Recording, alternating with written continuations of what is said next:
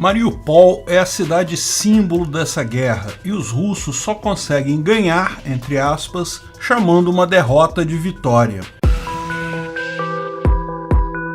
Esse é o Visão Libertária, sua fonte de informações descentralizadas e distribuídas. Um oficial russo definiu hoje, dia 22 de abril, que os objetivos da chamada segunda fase da invasão russa na Ucrânia são a tomada completa da região de Donbás, o corredor de terra ligando essa região até a península da Crimeia, e a região de Odessa, fazendo a ligação com a Transnistria. Me parecem objetivos bastante ousados, principalmente considerando o quão pouco os russos conseguiram nesses primeiros 4 dias da chamada segunda fase. Até aqui não conseguiram praticamente nada. De fato, o avanço é tão lento que levou Putin a uma manobra bem estranha. Ontem ele decretou que havia ganho o controle de Mariupol, muito embora largas áreas da cidade ainda estejam nas mãos das forças ucranianas, sendo a principal delas a fábrica Azovstal. Ele pretende isolar essa área ao invés de conquistá-la. Bom, fica fácil ganhar alguma coisa se você simplesmente desiste de ganhar essa coisa. De fato, não conquistaram Mariupol. Por que os russos querem essa região de Donbás, Mariupol e a costa do Mar Negro? Isso além da península da Crimeia, que foi invadida em 2014. Bem, lógico, os objetivos deles já estão claros nesse momento. Querem meramente anexar mais território a seu país. Essa é pura e simplesmente uma guerra de anexação, sem qualquer lógica ou pressuposto anterior a isso. Porém, ainda assim, muitos lembram que a área que eles estão tentando roubar da Ucrânia,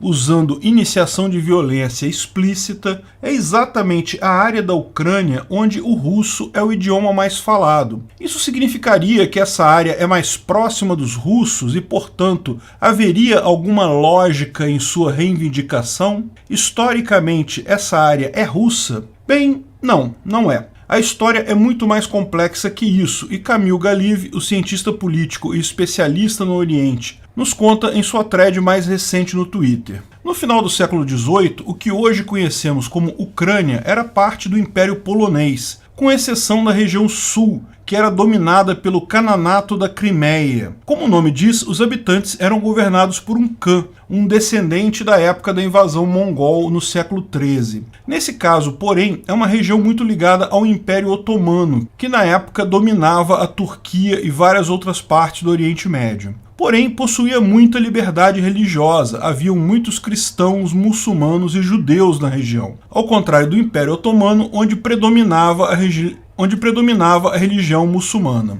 Nessa ocasião, a Rússia, através da czarina Catarina II, resolveu salvar, entre aspas, os cristãos que supostamente estariam sendo oprimidos e mantidos como escravos pelos muçulmanos na Crimeia. Como é padrão dos russos, isso era apenas uma desculpa para anexação territorial. No final, fizeram uma guerra contra a Crimeia, destruíram o governo e, em 1774, avisaram aos cristãos da região que eles estavam libertos e poderiam migrar para qualquer região da Rússia que quisessem. Só que nenhum migrou. Por um motivo simples, eles não eram subjugados pelos muçulmanos. O Khananato mongol, como é padrão em toda a sua história, sempre foi secular e admitiu múltiplas religiões sem problema. A suposta escravidão cristã era só uma desculpa, como vimos tantas outras recentemente. Porém, em 1778, cansada de esperar o tal êxodo cristão que nunca vinha, a czarina ordenou que Alexander Surkov, um militar leal a ela, fosse até a Crimeia e expulsasse os cristãos de lá em direção à Rússia.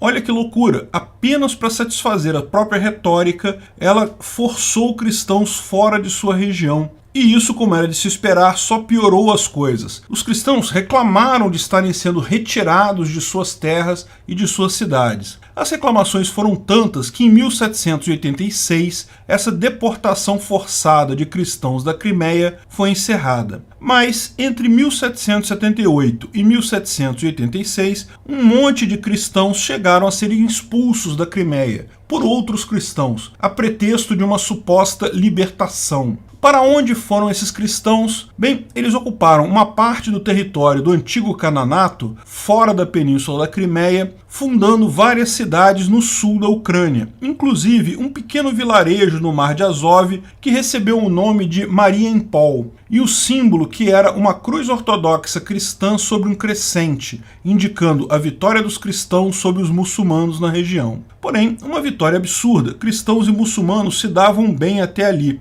Apenas a czarina que usou isso como pretexto para a invasão territorial. Essa região do sul da Ucrânia era uma região previamente desabitada. E por que isso? Porque faz parte da Grande Estepe Russa, uma região que, entre o século XIII e o século XVIII, recebeu inúmeras ondas de invasores montados a cavalo que conseguiam dominar qualquer cidade por ali. É uma região muito plana, de fácil conquista e difícil defesa. Como resultado disso, ninguém morava nessa região, e ela acabou sendo colonizada apenas no final do século XVIII e durante o século XIX. Portanto, essa é a origem da diferença entre a chamada Velha Ucrânia, a região norte e oeste da Ucrânia, que na verdade é muito mais ligada à Polônia do que à Rússia, e a região sul e leste, que não era habitada por ninguém até bem recentemente. Repare como nem a Crimeia, nessa região, tem qualquer ligação com a Rússia. A Rússia ali sempre foi invasora, como vários outros povos. Então, por que se fala russo nessa região? Bem, porque a partir do final do século XVIII,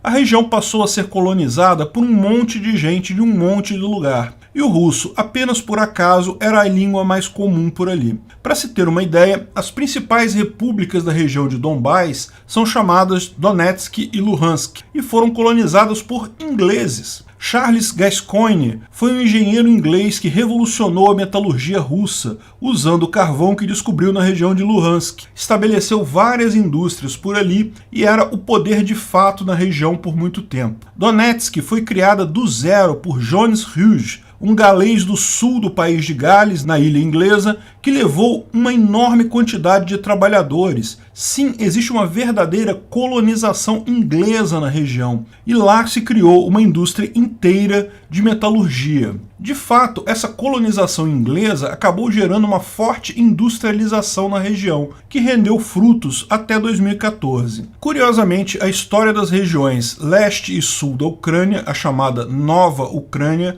é muito similar à história americana, uma região pouquíssimo populada que de repente recebe investimentos, imigrantes, indústrias e com isso se desenvolve rapidamente. Lógico, a antiga Ucrânia, a parte norte e oeste do país, também enviou muita gente para a nova Ucrânia. Mariupol, em determinado momento, foi renomeada para Mariupol e se tornou um importante porto da região para as exportações industriais e importações de insumo das grandes indústrias inglesas no Donbás. No início do século XX, duas siderúrgicas se instalaram em Mariupol, uma construída por americanos e outra por belgas. Novamente vemos aqui o quanto a região trouxe de gente de fora, de tecnologia do exterior. A indústria belga acabou dando origem, muitos anos depois, a Azovstal, onde os defensores ucranianos se refugiam, mas não sem passar por um grande problema antes. A União Soviética foi uma época sombria para essa região da Ucrânia.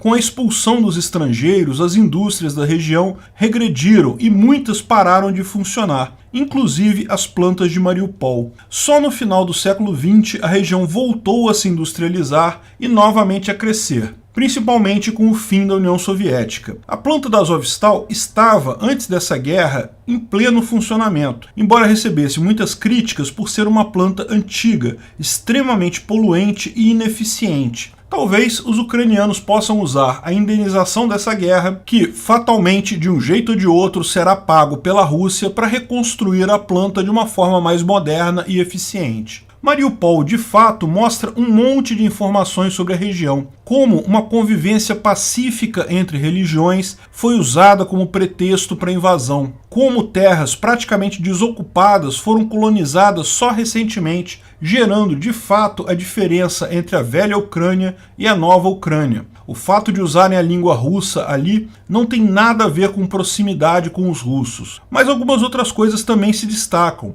Como a indústria da região, no final, sempre se desenvolveu com a ajuda ocidental. A Rússia, de fato, como um todo, sempre dependeu do Ocidente. Eles adoravam dizer, durante o período soviético, que eram independentes do mundo capitalista decadente. Mas hoje sabemos que mesmo durante o período soviético mais isolacionista, mesmo durante a Guerra Fria, a União Soviética sempre dependeu muito de insumos do Ocidente, que em algumas situações precisavam até ser contrabandeados para lá. Não é à toa que as sanções econômicas são a solução correta para impedir a Rússia de continuar essas atrocidades. A Rússia late muito, mas não morde, porque não vive sem o Ocidente. O mesmo pode-se dizer da China, diga-se de passagem.